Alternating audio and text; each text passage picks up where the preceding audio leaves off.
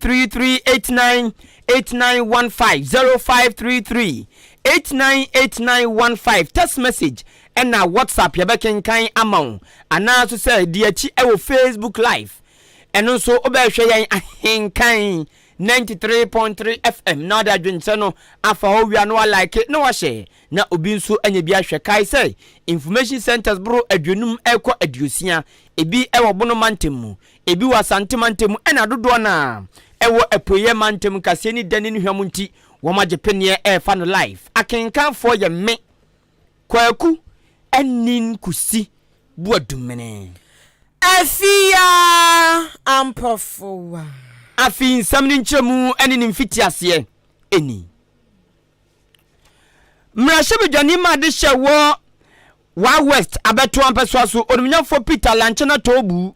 owrai ade atudwa se Ghana mabana no ehekete se aban bi oba betena dwaso no afia ye ba besimu no e woso de hu sikasam totoye se de watoto ne nuama sika we ode bekwa ha sika we ode ye afria sika we ode kowura sika we ode kwasha ha ni na no e woso aban no eye san totoye no eno ene ya ye fe no brofuka sem se budget na afia ye ba besimu no e wose aban ye otisu akatu na bro ne ye de afimpinu ne aduonu miensa asie ne nti e woso ye afimpinu ne aduonu na 2024 de e ba betudwa enti ene na wo ma ye ntotoye aye nhihya ye bibia aban no aresi bibia de ahye soafo a ohwe Ghana yesika sem so onumnyafo kan ofori ata obegina ban ni na na mu no de nsam ni na tudwa budget a wo mo ye e de ama afimpinu ene aduonu nan eno no onumnyafo Peter Lanchena tobu owrai HSA budget a wo mo de ba ene no obetumi aka ni pen se adofo bia embiem na ade bia no no so ebeyi ni tuoma edemfa so papa bia ebebre Ghana fo o se aban fiti so ba yeyi wakenkan budget awudo bebre ebi kro no ma utie ni dini kekekra na abo atoyem budget baako ya wo mde betudwa ani efe no agenkwa budget sana eyodi ewuo budget o se sa agenkwa budget no abehwe nyoma papa agenkwa mom ne bae no enwoma bo kokosoro enwoma bo yedin isuku hunsama yedin so bibia yetawe enti onim sa agenkwa no mko kan na akwhye bufuo na ada na beye odi awuo obi ntumi nkyere owura Lanchena tobu say NPP aban we ya bribi so osan be kan budget a otudu say impuntuo budget oba tampa budget we ni na no ankosi aga na se ensem omkekan ni na no nya de mpo a empempi wo mugina so editu anamon owura Lanchena tobu kire say obetumi aka ne pen say de wo penti ane de aban no eye ane de ode na so to from etete no echepefe say kra ene budget a owura kenofura tabekenkan no eye dini keke no mbesesa no na mom adepa ewom ananwema ewom ana de ode beba no se benya faso Ghana fo so ebema nwema mu aye de ebema nwema mu aye mre ebema Ghana fo asumadwu wom no eno de uye Ghana ni afuo ni ntuso esanse dina keke eno ombesa no na oso no krampono betumi aka ni pen say enyama ye tututu Ghana anum sei eno nyama ekosu yi ene budget yi senya Ghana mamra ne mpo ene hye aban kete se aban bi obeba bia no onfa budget ntudwa nkan NPP aban ko betumi aka ni pen say budget ne mpo kanya de wo mba kenkan sanse wo mo kan da na so fa so bia emfrim. So we have our first budget, second budget, third budget, the eighth one. A dear editor from Impuntuo budget. When you are here, okay, a dinner in our Baby, I do see a Kuri and Koya. Say, oh, Ghana, now that's what they say. Budget, the other band of boy and dear. Avia, a dino and no messer. A din from the better so and a but a moon summer dear. They say I can say, well, I make operation. So I'm not meditating a venue here. Ghana for Obian Bob belts and no moon a haircut where you. Bibia, near dear, Papa be a best someone. I'm about almost they are moving from taxation to production. In case any, I didn't so no cry woman is said. A yard but a mra and a show must say, I'm on budget and bra. Sanya Mran show mammy, mean June this say, or more be Papa be a Mode Bragana. But you're very ending, you're better in a baby. But my expectation is that if you're Modi a bad day. But a Jumano party, a Juma baby. Onipa moti so akasei eyonumnya for Peter Lanchena tobu oyemra shebedwani ewo wa west abeto ampeso aso na enu achi ena mra shebedwani ma adehye wodoma east abeto ampeso aso onumnya for Paul berima ono so editudwa kan pen say oh budget a ebe edia atamfu beka so budget na de papa bi anim ade papa bia nim aban no ya tia bro akwase sof mami bia okọ anadwo mpaebọ na ọba fie na anadwo ko beye dumienu anadwo ko ena okohia bonsam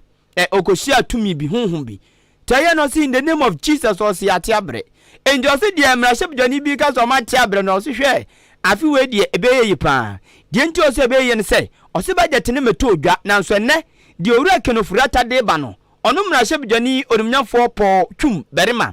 watete se budget ne ba no Emma pada wom de siesi wom no nyame adom aban ne bete so wate saa de no se ne budget ne ebeyi ni tuom wo bete tini ni na so ebo no so kura afi nso akuafo nwoma bi a wom de di dwuma eno nso aban betete so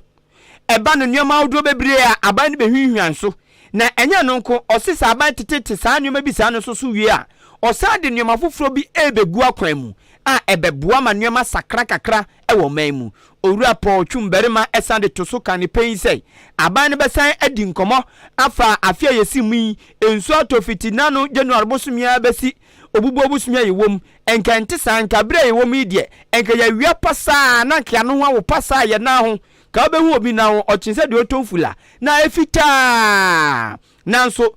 climate change no ewiem bobre na asesa ni nti amasa no maweni nanu ye hu na fi osesa de no nso aban ebetwa nani ahwe ahyen awudan na namonten wo mutu husie se bobobobobobo envidi dwuma mu ya dwuma husie mu pia ko wiem ni na ka hu bi ena ewiem bobre nsesa afi a enne ama ensu atwa enti osesa ha oni ni nanu aban no enne budget no ebepie wom media na matiti no se sa na ekono dia na ti ade fa budget no eno bo e betiti so no bia na nka ye charge ko anim ye be 15% rental no bia ye 15% matiti o matiti about 5% matiti sanitary pad ni sa no ma ni efuom no ma ana machineries ana those times taxes wo so no matiti ye fu so adeba pam de mani age wo ho no se ka say climate change at the full fair coffee. I think it will find space in our budget such a way. They say we have cars who are the carbon boom to companies who also come to us. What is the company Kitwa? And so now smoke a Susa company name a creative program. And also change the normal company. But it's a mission tax. Okay, but wait for me. I did my prayer check because to America near London. Your baby from congestion tax. Unya David Honkwa dia to be tax on Matisse and some to I mean, one of the things I believe how are we going to manage it? How are you going to manage it? Saying any ever to know. Onipa mochi so akase eyonumnyafo Paul Twumberima. Oyamna shebjoni ewo Doma East abeto ampeso aso. Wukopiemu ewo University of Cape Coast UCC owura ba ko di ni nkwi wo hono no okere nkontabu ansa economist Professor John Gachi wodi atu dwaya wo kire musanyame ya domo a fotosanfo ken kuntunkununku oforiata ne budget na wode beba hwie be ye behu taxes ahodro wom ye behu atuofoforo ne ade wom ho na abusua ansa kura no asa budget hu nsankaya ehu amane bo beba no ene Ghana Union of Traders Association gutafo and Food and Beverages Association of Ghana, Importers and Exporters Association of Ghana, any edwadian kabwam kwa hudra wa mind yaseman Ghana mu Wama samu mo Kenya dane se hwehwe na nesu aban foto sanfo kanoforiata amfa tax fufuro bi ambem na sanya mo kika mu no ena owura John Gachi kire se ebeba tax fufuro de ebehu ewo 2024 budget ni mu na wo cheche ni nsem no wo kire mu oba ba mu kire se emprebre sa to fufuro no aban de ba no anaso wode beba 2024 budget ni mu no ehu hia pa waso wonu so ya economics na se wose wode nsem totototo nsane ani ahwe Ghana abraba ye wom sese ya wobetimi akase ehia sa aban de tax ahodro eba se wanfa tax amba na wanhwe ya njejejeje to ahodro o man tiaseman Ghana mu ho enjuma ku ahodro wo kro ma wanjejejeje tax na wanhwe akeka ni o mansi ani pa Ghana ebehwie aguse kokonte si truck so na ebuo bi atwoke truck na ajiaguo se paka form se dwasa enunti no wo ka eri ache Ghana ni bia se wo ye dwadie nkabom ku leader wodi a wo enkabom kuonim se wonim wo se wo ya Ghana ni a wodi a wusu se yempe tax o se tax de otwu mu ten nche boto ba ko ne betin kwaya pe eto ahudro beba mu na ne papa mu ha what one in some so no ba mane achem se e was 2024 budget ni mu no won mu amusu firi amanfoforo so ba krom ha edwo musika be hye dwumadi ahudro mu investors so no ya nam budget we so ma mu gidie anunti finance minister was working kan yo mesi ani pa na sa investment any investors for gidie no enam sa budget we so ne atumo se na kane na 10% ya was wotimi tumu ko 20% na atimi aboa what one sem so en wo ba mu kire mu de enti a wo se eto foforo ba mu no se eto foforo amba mu pa se Ghana ya wiawie samu akoni adu oman no agensere pe infate economy no Ghana sika sam totoya no enyina yie kura tete apansam se kontebe anunti saban no anhwe ankeka ne science so amfa nani ankyere baabi na wampuni to angu baabi amfa to foforo amba ebe ha dwen papa Ghana fo no an ye betiatem na wose de eni kwan saban eye ne se etuo bi adeda ho dada se yamfa ne se etuo ya COVID-19 levy se wunyi mfiri ho a emfa bi nka ho sa levy ahudro bi Ghana fo atiatiamu afa ho no se no de momu ntutum sebe ho a enwo ho dada so obeye firi won so a wonyi mfiri ho na se pass ye ka kira ban se aban emfa to foforo mba de lalai ebinsi womo foto foforo mbra na sato no amba ya bedan ni agigigi ska kakra taku nsempua pondu kakra ye de atetro man no enti wo se ye nhwe ni mu se budget ne de etuo bi akasie bi de ebu dambale asa hwene agusu akasa wesere ebebem. We should ensure that we maximize revenue mobilization, realign expenditure, and focus on things that will actually generate the growth that the country needs to anchor in all fiscal indicators so that we'll see our way clear moving forward. That is what the focus of the minister will be. So if we have identified new economic developments in the country for which taxes are not applied, for which taxes are now going to be applied, and then it will not be disruptive, then that is a welcome news in terms of revenue mobilization. But if the taxes are just piling up on the existing taxes and more burden on the existing taxpayer, then that is making the environment for businesses more unattractive. We should focus on revenue mobilization as well as focusing on defining a very clear, attractive environment for businesses. Nipa wutini nkankwapiamu awa University of Ghana UCC suyaponi mu ahonu wodi ni nkwidi ya kyerɛkyerɛ ni a ɛne economics de awurade a akuntabu nsɛm wɔ yɛ adepɛnti nam so kora mo yɛ economics kasa ɛfa amamuo ho de ɛfa akuntabu ne de ɛkeka wo de wɔ kasa fa ho pa Professor John Gachi ɛna atene nkan yɛsi sika ofia akɔda nsu sanso ɛna sika ɛwɔ botuma bɛma na uti ayɛ kondon na tese wani ade babia wokɔ a wani gye pa de ohwɛ ne so wɔ nkwa sanso wɔ nkwa nkwa de a asema besi bia no eno ansa wo twi sika trede na wo de hwɛ aso no na sanso na sika ni omamu ya hyimu ya den obia bufu bibia nkoso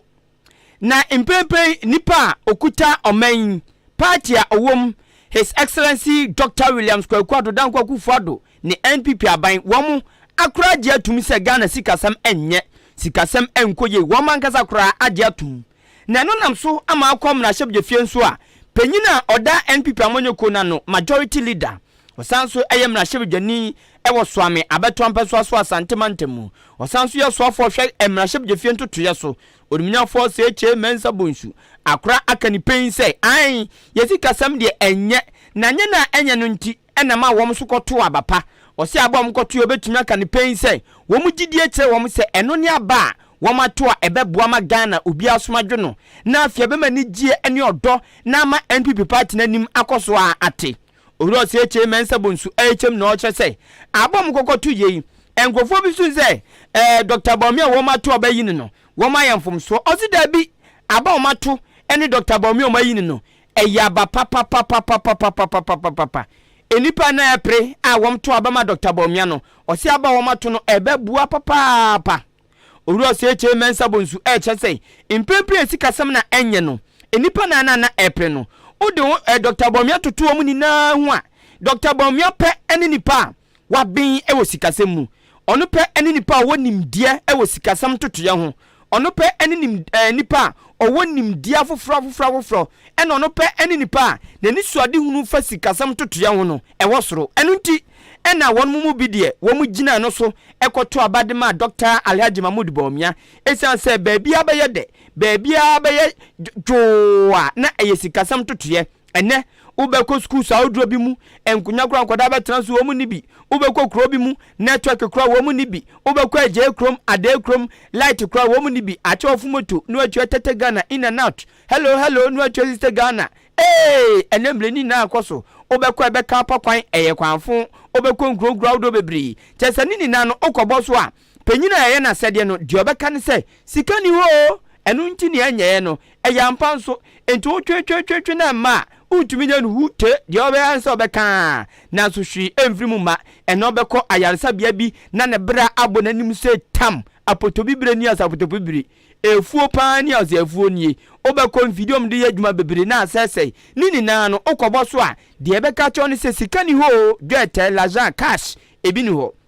na ne sa so nti ene onimnyafo se eche mensa bonsu se womu mpene saa womu mpese bekoso saa se ye kwan ye gyato ho wepewe ye nyama no suku ye nyama no ensuo ye nyabi light ingofo nyabi nini na no won beka na esika aban no so mpene saa enu nti ene wom koto aba no eyi ema Dr. Alhaji Mahmoud Baomia esanso no ene betumi aboa ma Ghana sika sema enkoye no egina ye na ma ahyenkafo adwadifo obia asomadwe no ewo manmu onimnyafo se eche mensa bonsu eto aso no se watete se wom to aba ewie ye engrofo bi keka se an Dr. Baomia oye Muslimi ni ene osanso ye tifidu mantem ni enu nti ene wom to aba ne ma no ozi da bi eye oman puntuo nti ene wom to aba ne ma Dr. Baomia na nya se oye Muslimi ni osanso eye tifidu mantem ni enu nti no mkoto saba no ni nchiremu eni. Baumia has not been elected because he's a Northern. He's not been elected because he's a Muslim. He's been elected because at this time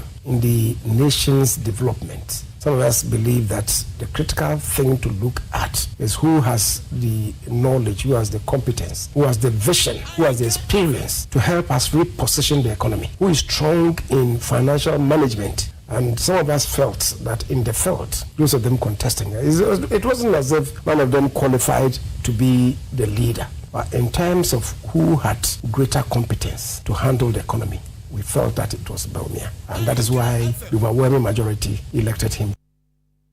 Nipa moti so kase ya mrashebedwani ewo soame abeto ampeso so uko Ghana mrashebedwe fie nso a edom kase no ono ene da no majority leader onimnyafo osei chei mensa bunsu ebusuafo mayanku yanim na sa ebeku yanim yendi dwansa na gya yato aso Masha Beauty and Training Center tonsa frose ne we oba na pese ho ye fa brana wo ma ho nya fa look beautiful na manyo ne ade frefre wo no ayeye ti ane wokwa makeup na pese ochi obetwu fine pa puntu obi ade kwase obebusa no aye ho makeup de ama won so no me fa ne se bia wo ya wedding engagement utu bedi kono wontwi makeup no emfa ma eti hwadi obi a wo ye boss braid obebo rasta obebo konru obebo gel tying not less edem cheze etre bia afa ba no wig ne so awivon ya be ya musise frontal se closure ne de keka ho nyina so oye no fine pa brochefu nyina hwiri so erintu wo mpatam ha bronya na ebe ye oye ko di bronyo wig na bo se the wig is wig ti the wig is wig no person okabia eya Masha Beauty and Training Center ena wo be kro enti kwa hwantantantan ko ne no madam penwi we yo be pe hwan obeye ni nyina fine ede amount afa pedicure ne manicure so wo ye bubu mowre bobreku obebubu ni nyina te so shine unam rom unanti atwitwi kama moto de shampoo abo nice to nice na wo ko ba bi say ya Near Jefans, sir, Abaye Hutra, Abaye ye neat, Oban would didn't who say. I a Marshall Beauty and Training Center. O pesa kwagente tia fa de mbo so nyina da so kwa na nimu tepa wabotre be kire wadwuma no ema won so anyansa ne dwuma papa bi akura achem oda community nursing training school kwan so ena obehu Marshall Beauty and Training Center me so halano no obejo so frɛ no 0208 309 581 0208 309 581 and 0244 171667 0244 171667 na onjo sway afe ma yanto aprem to Akan Kasiebo no esway Ahenkan FM eni abusia wo bakrom hanum se ya ba adwumayafo wo ma tibia hwia papa na wo mo bede na no me se me ne madamfo Kofi me ne madamfo Kofi twetwe nkomo saa Kofi wo USA eno osiafia teacher ni enfa bi do na me se he Yesu moja nkwanim Kofi die benti na aka se teacher ni enfa bi da no so wo ye sweet pa na so ompa bosia bododo oma bobosia pay slip ni so nyina ye naga pay ni baba no na chese ya tete wait bank we ati be wan se sika na aka kete boge pian entity tani pa dia fio timi hwo yram se no ye no ye pe david e be ye ntiaja ye bebu afa teacher fo ni lem ho no ne ahwade eja mo so mema so duebo etie ne mekonya language bi teacher ni bi na ne oya tede da ka reketwa akura na eja odo ntia betena ho a na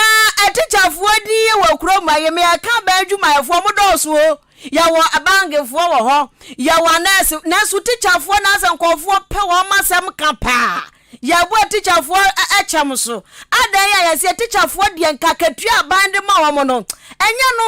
sika no mo de ma wo no e wo se ki atua teacher fo sika se bebre ke o si ama teacher fo sika bebre pa esan so mo ya adwuma obi be ya pilot akwatwi plane obi be president obi be ya nurse ni obi be ya de be teacher ni enti teacher fo sika de ma mo wa kuro ma de susu adodo nkete boge enti abantum tie ne teacher ni kwa strike pe no obi ya mu gene pram sanse se o kwa strike say oba no wo be bon so ebe ha dream teacher fo de ka abanjuma na ekosi teacher fo so omunsunsu no musika ngete boge yo na ataju fo wa abanjuma fo ateda media baabi amani age pan ya teacher fo eja ankofo bejo mu dimbo kakra na nanso matiam asa abantu o makatuam na musika mu di kofie de esu adodo teacher ni bejire no ho akwada ni bia so den chen wele wo be ka asem aka be wia na afani ha say na ekọ wo be kire no awo na afani left ear no na ekọ ansa kura be kire kura de obeti ase titu ni masse any science wo beti ase na wa brem teacher ni ko brese wia na yama no keteboge se die bentinti abusua yakase abanu so talanku ahunu sampa teacher fo obra nurse fo obra banjuma fo obra ntino wo to wo makatue mo hanchechemu no aduonum yensa 23% enti yakase die singre spine salary ena chase ekeka bajeje ba se yebetimi ahwe na eya banjuma fo nso sika emu etimi ahonyo emu betimi apeja kakra na mo so akọ manimu ho ena mo so masoafo no ena hwe eye apadie ena afei enjuma samso owura Ignatius bafo awua wode aba betu dwache se ya nokura trodo nyame ya domu a January bosome ni de di kan wa fimpinu nya duonu na mu no mekire January 1 2024 enkwapim June 2024 de na sa enhihye ya waka safa hwi abam na abadwuma yafo chase wo musika sam no ekonanim kakra na abusuodin sam ni bi aka hotie. The outcome of a tripartite meeting, which we also concluded on Monday. At the end of our negotiations at the tripartite level, we agreed that the minimum wage be reviewed upwards by 22%. i.e. from 14.88 cedis to 18.15 cedis, and also taking into consideration the agreements that as a nation we have with the IMF, and in making sure that we stay on course in achieving all the targets that we've set to achieve for ourselves, and also to get all the benchmarks right. We have concluded that the national base pay be increased by 23% between 1st January 2024 to 30th June 2024, and subsequently an additional 2% increment will be added to the 23%, making it 25%. Nipa wutini nkan Ghana de semambo no na yaswafo a wahwe enjuma si abefo bi adwuma ni apadi ensem so. Employment and Labor Relations Minister Onibonyafo Ignatius Bafo Ewua na enwache na Secretary Churchofo Penny Edema Trade Union Congress edwadiefo nkabom kuo ba ko ewo krom ha sei ene Dr. Yauba yanene kasan wasuyo oye aje ya kan so muntu kan se teacher fo nurse fo abadwuma efo ye nto makatwam tiabana kwa kwatena se adwene ho na wahunu se ode kakra so pe bi so mpion bi beto so man na ye ho beton ye dia na ne ya panti yasra ban se na waka no wanya ne sa negotiating single span salary since 2010, and I should say that this is the most difficult one. When we were entering into this negotiation, I knew it was going to be tough. The reason is the IMF. I'm very happy that finally, with the support the two leaders here got from our comrades, we have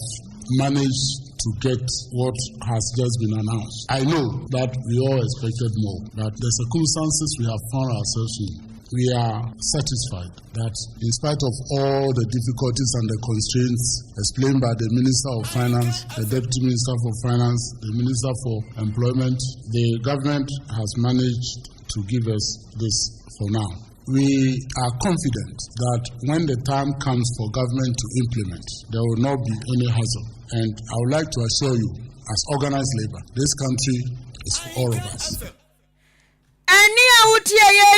Secretary Churchofo Penny Trade Union Congress Dr. Yauba na sasem kroya ho nam so ama swafo abedi akira wono ana hwe eya padi ensam so bright rakumbrobe wono so adensem way etodwa 19% would have been very optimum for government. And so the 23%, I am told, even brings a budget of around like 3.7 billion. And this is huge. But as to how finance will be able to finance this is one thing all of us are looking at.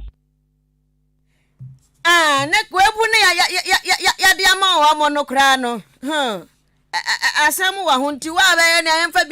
binka hono. Nene wa jejeje we kura ban kwadwen ho akakra asa we hu line no nipa wuti ni nkan aya deputy minister ya wono ena ehwaped yensam so ewo kurom ha bedi akire no owura bright rekon brobe ye toa awia pem to bre akan kase no so na meka wo se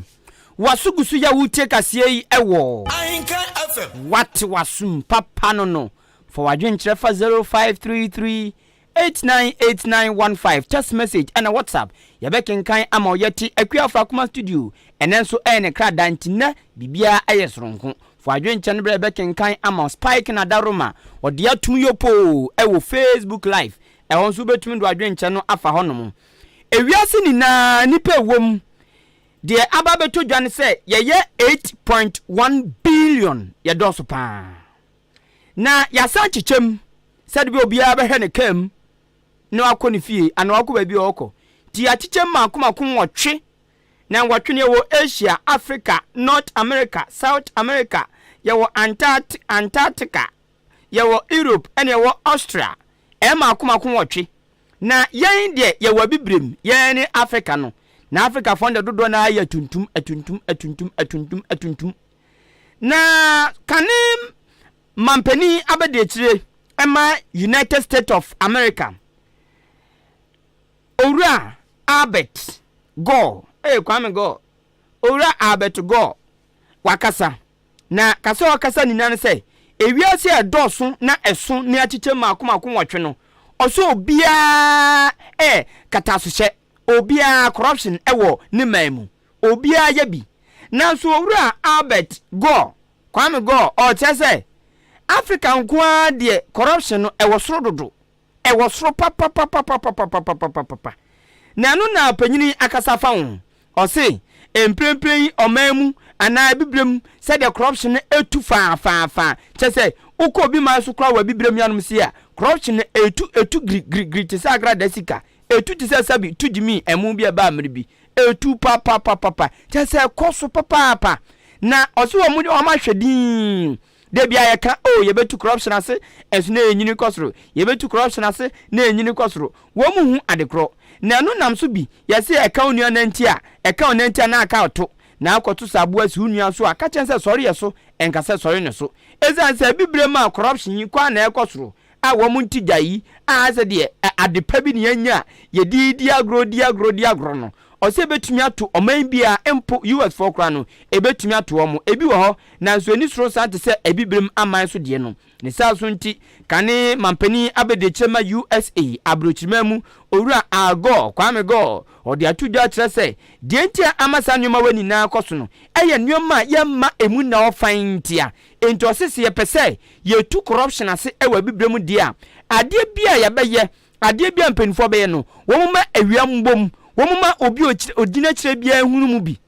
se bia se na aban ne ye aban ne tu akwa ase aban ne sidan we aban ne ye we bibia no aban ne ma anani mpanifo no ema obi ahu de ekọ ene de ba na se womtumi ya ne san ebeboa pa ezanze se o ye bibi na se nipa ne doso na mo obi ahunu mu a ba ko ntumi nkofa che se okofa sika ba ko ntumi mfa che se okobokro no da bi ezanze okoye pe wo mu na ni 20 wo mu hu na ekoba ne se nipa ba ko mienu enipa du enwotwe enipa miensa o yate committee we na mu nko na mu tokuta nuama mu toto nuama ende ekro no mu betumi agba ose saa de wenti ena ma saa kro no bebrebe no ekoso ewa bibrem na se wo betumi atu ase ya bibrem man ye betumi atu ase de a ye nkoso ma awiambo anuamam ne ese ma awiabo nuamam na obi ahu de ekọ ne de ba esobeti. Well, when I was Vice President of the United States, I sponsored international conferences to fight official corruption. And of course, it's a problem in all over the world. But when it gets to the levels of hyper-corruption, then it changes everything. One cause of corruption is what the economists call a resource curse. When too much of a country's wealth is in one resource that is extracted in ways that enrich the wealthy elite, and the poor people don't get any benefit from it. And the wealthy elites sometimes become vulnerable to accepting bribes in order to keep this system going. Well, transparency is the most important solution. There's an old saying that the best disinfectant is sunlight. When the people can see what is going on, then those who are tempted to be corrupt are scared to continue their nefarious activities. Nasema owura Albert Go aka Kwame Go aka enukre papa ilevi ba yesi o bosumi asa bia bebu akonta hwan yagitum bosumi ahinie yabu akonta ahi enu se katasumu muaso ekoso entanu se otwumu tan ne abeten koye pa empenfo no be wi sika ne bia di saa so ana nyoma bebre aba yesi o yabema akonta akoso yabema wi abom saa uhu awia bebo bia mu hu te hwe enu si na corruption na ekoso ti asema owura Go eka no enukre papa se ebibremu man ye betumi atu corruption ase dia ache ma wiabo anuamam obi ehunu mu bi na emfasomdwe emrasa de ebeyeyi nipa mote so okase oye businessman osanso eye environmentalist eno osanso ye politician amanyoni ya ono na beye America for meche US for womo mampani abede kira otosoma akomako aduanan 45th vice president Emma USA owura Go Kwame Go ena motene no yemfa manfo adwenkire embre Facebook na mewei eya odon de abaso wochia yem papa free achoma boabo oso wochia then see say any my only man eno so ye ne di ana no okay o say a rich kid ena afei ne pastor Emmanuel Obim Dompre yo tiwachiachia aboya baso a na Crespo fufu nso di aba se NDC NDC oh eba no press conference dem ya adionti budget ehwie gusi ewie krim ombe press conference yenimo Comensa Pilatun who said this budget no be fantastic be fantabruta Ghana for munya kuma natwi ahotoba ono so say politicians ye wo krom ha say Ghana yeni sika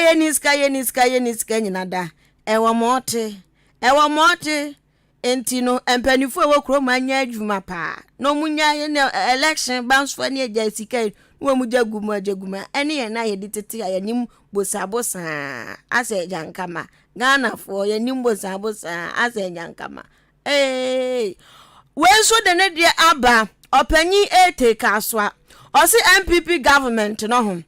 wo mo keka ni o masi ani enche Ghana ebre nyina da ebefiri ahotoba so ohwen efiri asikuma yedase Nana Kwame the blogger o se Kasiebo de didam say ya live and clear ewo enkoko EPM campus yedase passe Kasiebo ne edidam na akua mo aboaten ono so de abase Dr. Mahamdu Bamia breaking the 8 no ebeba so filigadochi keke kaswa ono nso de abase fantastic news Kasiebo no didam clear ewo American Town Kenke House osuochia Honorable Mavis Awa Kumse Obaden den Hawa Kumse Isaac Ado ono so say hi good afternoon Ahenkan Kasiebo edidam papo mantem de ye majabo suko ba edidam pa me hwam live every dwaha Ahenkan Kasiebo papa yedase BB Kaswa ono so say how anie 2024 breaking the 8 it is possible Bertrand ni Ajay Kraku ono so say ochia free Tema New Town o say enyoma de dem papa na Dr. Mahamdu Bamia de ne vice no ene just ne trimupon ebebem pa breaking the 8 no it is possible